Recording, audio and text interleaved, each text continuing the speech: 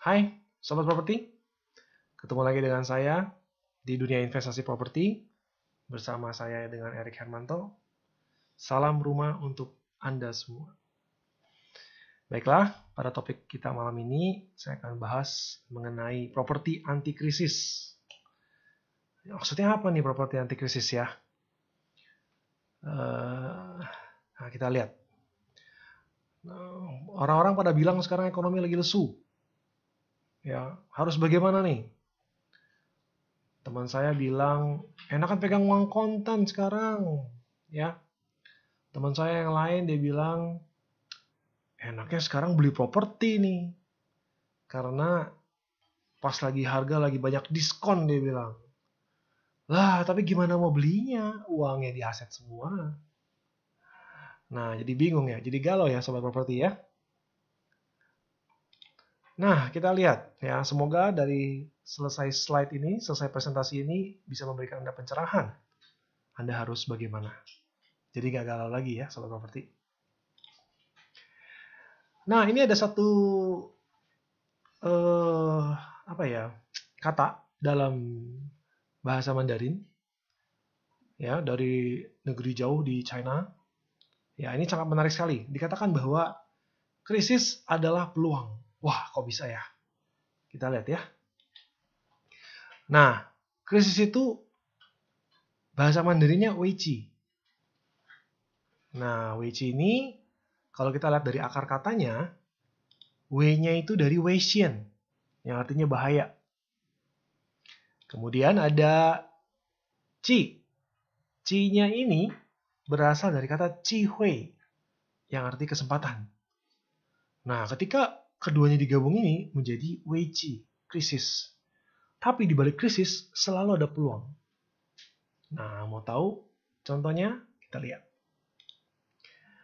Nah, berani ambil tindakan atau enggak nih, sobat properti? Saya jadi teringat cerita tahun 1998, ya. Jadi ketika itu teman saya bilang kayak begini. Dulu kalau bukan karena krisis, nggak mungkin aku bisa beli ruko di daerah Jalan Raya Muara Karang. Tapi karena krisis tahun 98, krisis ekonomi yang terjadi, ya orang sebutnya dulu dengan krismon. Orang pada jual murah ruko-rukonya. Nah, pada saat itu dia melihat peluang itu, dia beli rukonya pada saat itu. Lalu dia katakan, nah ini kesempatan buat saya beli, dia bilang. Nah, kira-kira sekarang harga propertinya jadi berapa ya? Ya, properti kan nggak bergerak ya. Nah, dia buka usaha di sana, usahanya jadi maju. Jangan tanya lagi harga properti jadi berapa. Udah pasti minimal jadi 10 kali lipat. Mantap ya Bapak Ibu ya. Nah, kalau kita simak, apa sih itu properti anti krisis? Maksudnya pilihlah properti yang paling rendah resikonya, yang paling tahan banting semasa krisis. Pilihlah properti yang untuk tempat tinggal, ya, bukan properti komersil. Contohnya seperti rumah dan apartemen. Mengapa? Karena rumah dan apartemen merupakan salah satu ya dari 3 kebutuhan pokok manusia, yaitu papan. Nah, kalau Anda yang masih ingat krisis yang terjadi tahun 2008, properti yang dihantam pertama kali itu adalah perkantoran, langsung kosong. Gudang, ya. Kemudian kios-kios di mall, sepi semuanya, ya.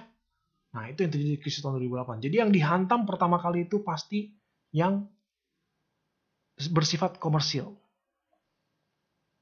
Nah, jadi Bapak Ibu kalau mau investasi, investasilah pada properti yang anti krisis. Yakni rumah dan apartemen.